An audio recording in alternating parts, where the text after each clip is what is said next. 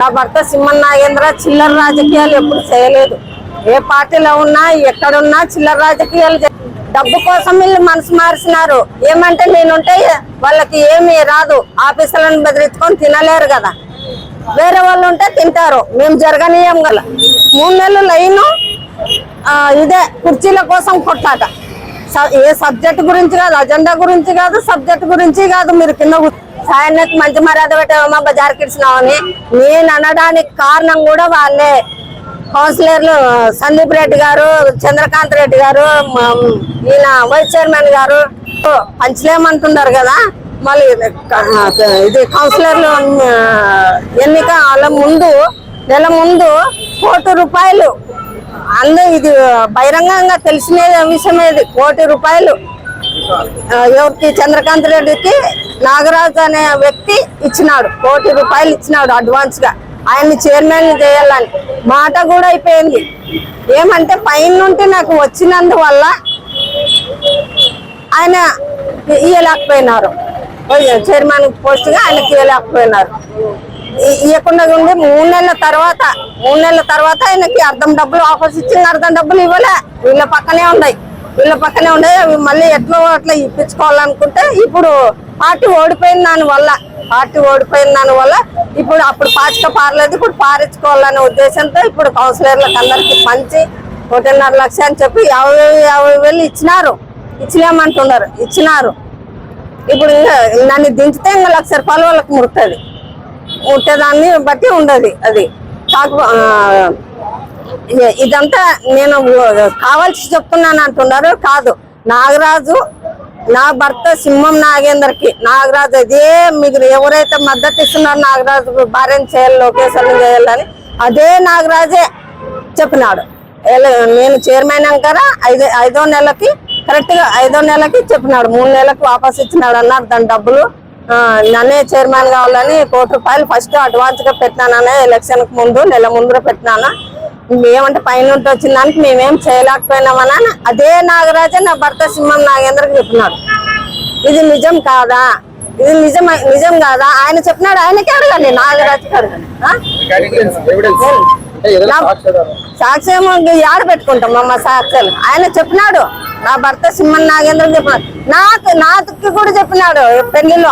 Function హాల్లో పెళ్లిలో భోజనం చేస్తుంటే నాకు కూడా చెప్పినాడు. ఇంకా అప్పుడప్పుడే చెప్పేటప్పుడు మేము ఫోన్ పెట్టుకొని స్పీకర్ పెట్టుకొని మేము ఆడ రికార్డింగ్ చేసాము అవన్నీ. ఆయన డైరెక్ట్ నాకు కూడా చెప్పినాడు. ఆయన మీకు పైన వచ్చిన దానికి మేమేం చేయలేకపోయినాం కానీ లేకపోతే మేమే చైర్మన్ అవుతుంటే అదే నాగరాజు చెప్పినాడు. పోనీ వీళ్ళు డబ్బులు ముట్టలేదు, మేము ఇచ్చలేమో అంటున్నాడు కదా చంద్రకాంత్ రెడ్డి గారు, అంటున్నారు కదా. నేను ఇచ్చారని నేను చెప్తున్నాను. మనకి అంత ఫేమస్ ఊరుకుందీరన్న దేవుడు ఉన్నాడు. ఏమి పోదాం, ఇట్లా పోదాము. వాళ్ళు రాని నేను రాని సభ్యులు అందరూ తీసుకోలేమని సభ్యులు కూడా అంటున్నారు కదా. వాళ్ళు ఇచ్చలేమని చంద్రకాంత్ రెడ్డి అంటున్నాడు, వైస్ చైర్మన్ అందరూ అంటున్నారు కదా. అందరూ వాళ్ళు నేను అందరూ పోదాము, కాలువలో మునుగుదాము. ఇచ్చలేమంటున్నారు, కాలువలో మునిగి ఆర్తిద్దాం. ఉరుకుందీరన్న స్వామికి ఆర్తి మీద ప్రమాణం చేద్దాం. తీసుకున్నారు, వాళ్ళకి డబ్బులు ముట్టినాయని నేను ప్రమాణం చేసి దీపం మార్పుతాను. వాళ్ళని ఆర్పమ్మా. నేను ఇచ్చలేను అని చంద్రకాంత్ రెడ్డిని ఆర్పమ్మా ప్రమాణం చేసి, దేవుని పైన ప్రమాణం చేసి ఉరుకుందీరన్న కాడ గుడి దగ్గర ప్రమాణం చేసి దీపం మార్పమ్మా. అదే పనిగా సభ్యులు కూడా మాకు 50,000 ముట్టిలేవని వాళ్ళు కూడా చేయాలి, దీపం మార్పాల. నేను అన్న ఆర్పుతాను వాళ్ళకి ముట్టినవని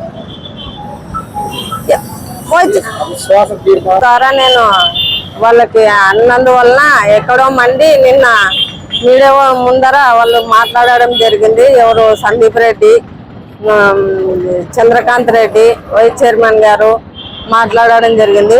వాళ్ళు మాట్లాడింది ఏం మాట్లాడినారు? వాళ్ళ తప్పులు వాళ్ళే ఎత్తిపుచ్చుకున్నారు. నా తప్పు ఏమో నిరూపించమని నేను అడిగితే వాళ్ళ తప్పులు వాళ్ళే పెట్టుకున్నారు.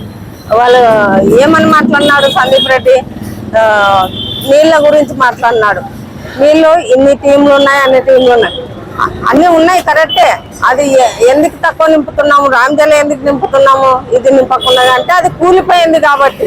కూలింది కాబట్టి ఎక్కువ నించితే అది చెరువు కట్ట తెగి గడ్డకొచ్చి నీళ్లు ఊర్లోకి వచ్చే ప్రమాదం ఉంది కాబట్టి అది తక్కువ నుంచి రామజల్లో ఎక్కువ నింపుకోవడం జరుగుతుంది. నీటి కొరత అయితే లేదు, ఆదంలో నీటి కొరత లేదు. ఎండాకాలం ఫుల్గానే ఇస్తాం నీళ్లు, కాకపోతే కొంచెం కరెంటు పోతా వస్తా ఉంటది, అటు ఇటు అవుతుంది, అంతేగాని నీటి కొరత అయితే లేదు. ఈమె నీళ్లు సరిగ్గా ఇయ్యలేదు అనే విధంగా మాట్లాడుతున్నాడు ఆయన సందీప్ రెడ్డి గారు. మళ్ళీ ఏకవచనంతో ఈవిడ అనేది మాట్లాడుతున్నాడు. సరే నా తమ్ముడు అనుకుంటాను మాట్లాడిన దానికి సందీప్ రెడ్డి గారు కొంచెం చూసుకొని మాట్లాడని మీకు తెలుపుతున్నాను. అంతేకాదు మీరు పోయి కలెక్టర్ గారికి లెటర్ ఇచ్చినప్పుడు ఆయన ఎవరు ఎస్పీ మోహన్ రెడ్డి గారిని తప్పు పడుతున్నట్టు. నేను ఆయన తప్పు పట్టలేదు, జిల్లాధికారి అని తప్పు పట్టలేదు. నేను ఆయన్ని ఒక్కరి మాట ఇని వాళ్ళతో పాటు పోయి ఎందుకు ఇచ్చినాడు, నా వాదన కూడా ఇని పోవాలి కదా ఆయన అడిగినాను. కానీ ఆయన పోయిన దానికి తప్పు పట్టలేదు. నేను సందీప్ రెడ్డి గారు బాగా తెలుసుకొని మాట్లాడితే బాగుంటది, మీరు తెలుసుకొని మాట్లాడాలి సందీప్ రెడ్డి గారు. అదే కాకుండా కౌన్సిల్ ఏది పాస్ చేయలేదు, ఏ సబ్జెక్టు పెట్టలేదు. మేము కౌన్సిల్లో కింద కూర్చొని సభ నడిపినాము అంటున్నారు. కింద దేనికి కూర్చున్నారు సందీప్ రెడ్డి గారు? కింద దేనికి కూర్చున్నారు? ఒక నెల ఏమో బాయ్కట్ చేసిరి, అందరు కౌన్సిలర్లు బాయ్కట్ చేసిరు ఒక నెల. 3 నెలలు లైను ఇదే కుర్చీల కోసం కొట్లాట. ఏ సబ్జెక్ట్ గురించి కాదు, అజెండా గురించి కాదు, సబ్జెక్ట్ గురించి కాదు. మీరు కింద కూర్చొని నడుపుతున్నారు. మీరు సబ్జెక్ట్ గురించో అజెండా గురించి దేని గురించో మీరు కింద కూర్చుని ఉంటే దానికి సమాధానం ఇచ్చి పైనకి లేపు కూర్చోబెడుతుంటున్నాను. మీరు దానికి కాదు కదా కూర్చునింది. కేవలం వైస్ చైర్మన్ సీట్ల కోసం మీరు కింద కూర్చున్నారు. 3 నెలలు వాయిదాలు వేసుకుంటూ పోయినారు. అభివృద్ధి అడ్డుపడుతుంది అంటున్నారు. అభివృద్ధికి నేను కాదు అడ్డం పడింది, 3 నెలలు మీరు అడ్డం అన్నారు.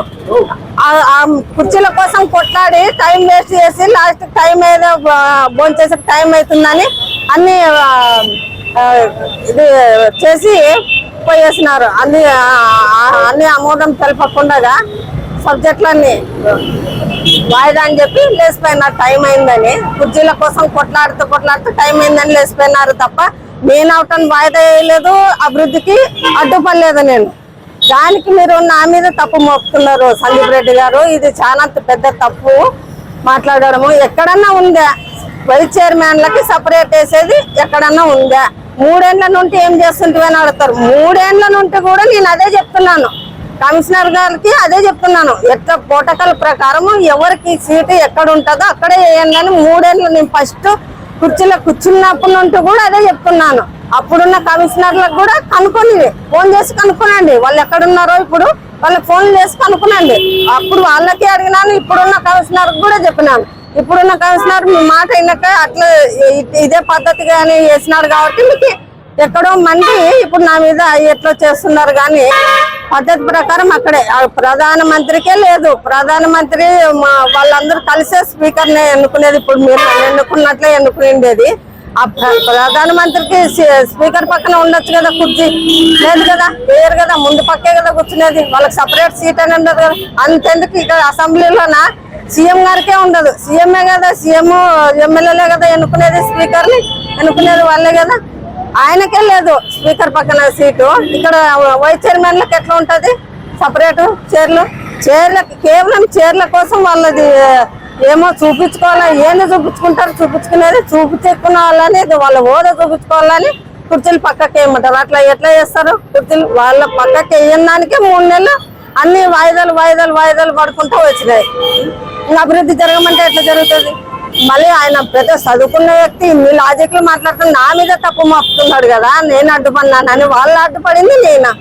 అభివృద్ధి పనులకి నేను అడ్డుపన్నానా వాళ్ళు అడ్డుపన్నారా? వాళ్ళు కౌన్సిల్ పాస్ అయితే కదా టెండర్లు పిలిచేది. పాస్ కానీ ఎట్లా పిలుస్తారు? ఝాన్సీ లక్ష్మీబాయిది చెప్తున్నారు. ఝాన్సీ లక్ష్మీబాయిది లక్షలు నా వల్ల పోయినాయని ఇప్పటి నుండి జరగలేదు. అది గత 15 సంవత్సరాల నుండి కూడా అదే జరుగుతుంది. మా మున్సిపల్ లాయర్ ద్వారా కోర్టుకు వేసినాము వాళ్ళ మీద. అవి వస్తాయి, అది తెలుసుకొని మాట్లాడాలి. ఇప్పుడేం కొత్తగా జరగలేదు. ఇప్పుడు 4 రోజుల కిందట కూడా ఇట్లా జరుగుతున్నాయని 4 రోజుల కిందట కమిషనర్ గారికి లెటర్ ఇచ్చినాను. ఏమని ఇచ్చినాను? ఇట్లా జరుగుతుంది, ఇట్లా ఇది కాకుండా మారుస్తాము, మొత్తం డబ్బు మొత్తం కట్టించుకున్న తర్వాతే వాళ్ళకి హ్యాండ్ ఓవర్ చేయండి అని కమిషనర్ గారికి ఇవ్వడం జరిగింది లెటరు. మీకు అది కూడా చూపిమంటే చూపిస్తాము. కొంచెం తెలుసుకొని మాట్లాడితే బాగుంటుంది సందీప్ రెడ్డి గారు. అన్ని తప్పులు మీరు తప్పులు చేసి నా మీద తప్పు అని మాట్లాడడం కరెక్ట్ కాదు సందీప్ రెడ్డి గారు. మీరు మరి బాగా చదువుకున్న వ్యక్తి, నాలెడ్జ్ అన్ని ఉన్నాయి. ఈ ఊరికి మరి లోటర్ క్లబ్ కి ప్రెసిడెంట్ అయ్యింది, తప్పుగా మాట్లాడడం పద్ధతి కాదు. చూసుకొని అన్ని తెలుసుకొని మాట్లాడితే బాగుంటుంది సందీప్ రెడ్డి గారు.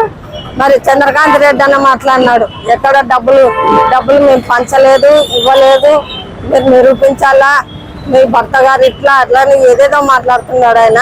కానీ నా భర్త సింహన్ నాగేంద్ర చిల్లర రాజకీయాలు ఎప్పుడు చేయలేదు.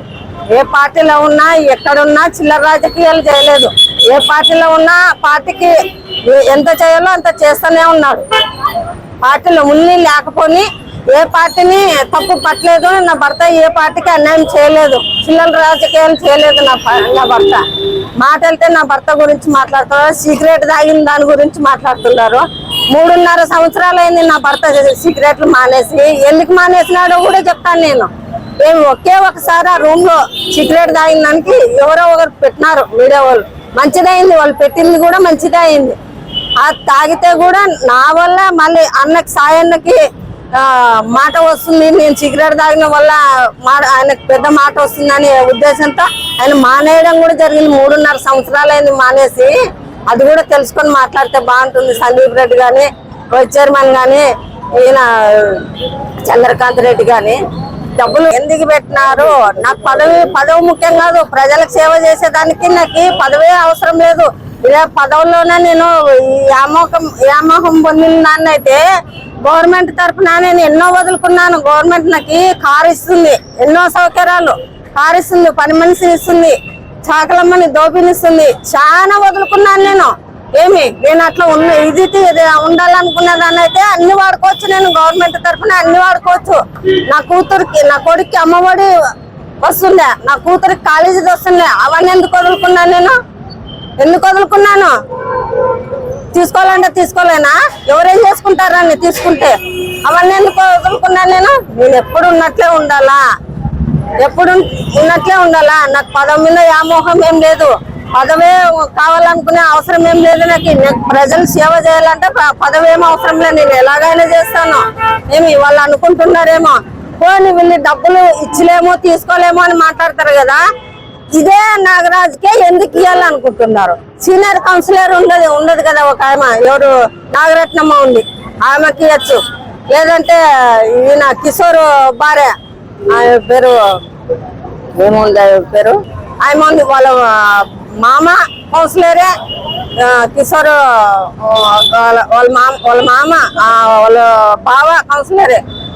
ఆ బాబాకి ఇవ్వచ్చు కదా, ఆ పాప ఇప్పుడు కౌన్సిలర్, కిషోర్ భార్య కౌన్సిలర్. ఆ పాపకి ఇవ్వచ్చు కదా. బీసీలకి ఇవ్వాలనుకుంటే ఆ పాపకి ఇవ్వచ్చు, సీనియర్లకి ఇవ్వాలనుకుంటే నాగరత్నమ్మకి ఇవ్వచ్చు. ఎందుకు ఇవ్వడం లేదు? ఇదే ఈ నాగరాజ్కి భార్యకే లోకేశ్వరకే ఇవ్వాలని ఎందుకు అనుకుంటున్నారు? అట్లా ఇవ్వచ్చు కదా. సంవత్సరాలు కూడా ఏం పని చేయలేదు మీరు, సక్రమంగా పనిచేసి సంవత్సరమైన కనీసం అభివృద్ధి ఇస్తున్నామని చెప్పేసి వాళ్ళు చెప్తారు. 3 సంవత్సరాలు పని చేయలేదని మరి పార్టీ ఓడిపోయిన మరుసటి రోజు 5వ తారీఖు జూన్ 5వ తారీఖు అన్నని మాట్లాడించకపోయినాం. పార్టీ ఓడిపోయిన మరుసటి రోజు కౌన్సిలర్లు ఉన్నారు, అందరూ ఉన్నారు ఆడ. నేను పని చేయలేకుంటే ఆ రోజే నన్ను దిగిపోమ్మా, నువ్వు పని చేయలేవు అనొచ్చు కదా. పార్టీ ఓడిపోయిన మరుసటి రోజే అనొచ్చు కదా. అన్న మాట్లాడేయాలని పోతే సాయన్న అని మాట్లాడేయాలని పోతే నేను బాధపడుతూ ఏడుస్తుంటే సాయన్న ఎందుకు ఏడుస్తావమ్మా, నువ్వు చైర్మన్, ఈ 2 సంవత్సరాలు నువ్వే గట్టిగా ఉండాలా అని చెప్పినాడు. బాలాజీ ఉన్నాడు ఆడ, మిగతా కౌన్సిలర్లు ఉన్నారు, విన్నారు కదా అంతా. మనం పని చేయలేకుంటే ఆయన ఎట్లా అంటాడు? అప్పుడే దిగిపో అని చెప్పొచ్చు కదా, సాయన్న దిగిపో అని చెప్పొచ్చు కదా. ఎందుకని లేదు? నేను పని చేయలేకుంటే ఎందుకని లేదు? బాగా చేస్తున్నారు పని మీరు, నువ్వే ఇప్పుడు గట్టిగా ఉండాలా అని చెప్పినాడు కదా. నాకు చెప్పిన ఆయన ఇప్పుడు ఆయన మనసు మార్చిందే వీళ్ళు, డబ్బు కోసం వీళ్ళు మనసు మార్చినారు. ఏమంటే నేనుంటే వాళ్ళకి ఏమీ రాదు, ఆఫీసులను బెదిరించుకొని తినలేరు కదా. వేరే వాళ్ళు ఉంటే తింటారు, మేము జరగనీయం కదా. జరగనీయమనే ఉద్దేశంతో మనం దించాలని ఆయనకు ఓటుకి 2 చెప్పి ఆయన ఇప్పుడు బజార్లో పెట్టింది కూడా వాళ్ళే. సాయన్నని బజార్లో పెట్టింది. నేను బజార్కి ఇడిచాను అంటారు కదా సాయన్నకి మంచి మర్యాద పెట్టామమ్మా బజార్కి ఇడిచినామని. నేను అనడానికి కారణం కూడా వాళ్ళే. కౌన్సిలర్లు సందీప్ రెడ్డి గారు, చంద్రకాంత్ రెడ్డి గారు, ఈయన వైస్ చైర్మన్ గారు, నేను చెప్పడానికి కారణం కూడా వాళ్ళే. బజార్కి సాయన్నని నేను కాదు వేసిండేది, వాళ్ళే వేసుకున్నారు. వాళ్ళు వేసిన దానికే నేను మాట్లాడాల్సి వచ్చింది, అంతేగాని నేనై కావాల్సి మాట్లాడలేదు. నేను సాయన్నకి ఓడిపోవడానికి కారణము, ఇట్లా బజారుకు పడడానికి కారణం మొత్తం వీళ్ళే. ఆయనకి పోయి ఏమైనా దించితే వాళ్ళకి ఏదో వస్తుందనే ఉద్దేశంతో హైదరాబాద్ లో ఉంటే ఆయన హైదరాబాద్కు పోయి నాకు పార్టీ ఓడిపోయిన మరుస రోజే నువ్వే బాగున్నావమ్మా, నువ్వు మంచి పనులు చేస్తావని చెప్పిన ఆయన వారంకే ఎట్లా మారుతాడు చెప్పు. వారంకే పోయినారు. పోయి అక్కడ పోయి అన్న దగ్గర సాయన్న దగ్గర మాట్లాడి ఏమని దించి నాగరాజుని పెడితే మనకి ఇట్లుంటదన్నా అట్లుంటదన్నా, లేకపోతే వీళ్ళందరూ పోతారన్నా బీజేపీలోకి, మన పార్టీ డల్ అవుతుందన్నా అనే ఓటుకి 2 ఉద్దర మాటలు చెప్పి ఆయన కూడా నమ్మడం అంటే చాలా ఇదిగా ఉండదు. నమ్మి ఇట్లా పోయిండదు. కానీ వాళ్ళు బజార్కి వేసినారు కానీ నేను బజార్కి వేయలేదు. మేడం గత 3 సంవత్సరాల ముందు కానీ ఇప్పుడు ఎవరైతే మాట్లాడినారో వాళ్ళు కానీ వైసీపీకి సంబంధించిన వార్డుల్లో అసలు అభివృద్ధి జరగలేదని చెప్తున్నారు. ఇది ఎంతవరకు వాస్తవం? జరిగినాయి, జరగలేదని అయితే చెప్పం. జరిగినాయి, కొన్ని చోట్ల జరిగినాయి. నేనే సాక్ష్యం. నేను పోయి చూసిన వర్కులు ఎక్కడెక్కడ జరిగినదంతా చూసినాను. జరగలేదని చెప్పాము, జరిగినాయి. నేను చెప్పడానికి కారణం కూడా వాళ్ళే. బజార్కి సాయన్నని నేను కాదు వేసిండేది, వాళ్ళే వేసుకున్నారు. వాళ్ళు వేసిన దానికే నేను మాట్లాడాల్సి వచ్చింది, అంతేగాని నేనై కావాల్సి మాట్లాడలేదు. నేను సాయన్నకి ఓడిపోవడానికి కారణము, ఇట్లా బజారుకు పడడానికి కారణం మొత్తం వీళ్ళే.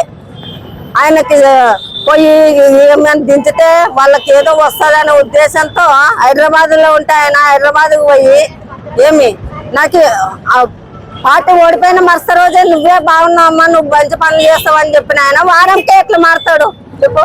వారంకే పోయినారు.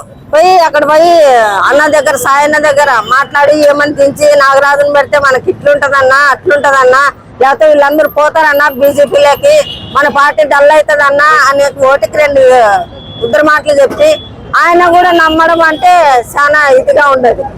నమ్మి ఇట్లా పోయిండదు. కానీ వాళ్ళు బజార్కి వేసినారు కానీ నేను బజార్కి వేయలేదు. మేడం గత 3 సంవత్సరాల ముందు కానీ ఇప్పుడు ఎవరైతే మాట్లాడినారో వాళ్ళు కానీ వైసీపీకి సంబంధించిన వార్డుల్లో అసలు అభివృద్ధి జరగలేదని చెప్తున్నారు. ఇది ఎంతవరకు వాస్తవం? జరిగినాయి, జరగలేదని అయితే చెప్పం. జరిగినాయి, కొన్ని చోట్ల జరిగినాయి. నేనే సాక్ష్యం. నేను పోయి చూసిన వర్కులు ఎక్కడెక్కడ జరిగినదంతా చూసినాను. జరగలేదని చెప్పాము, జరిగినాయి.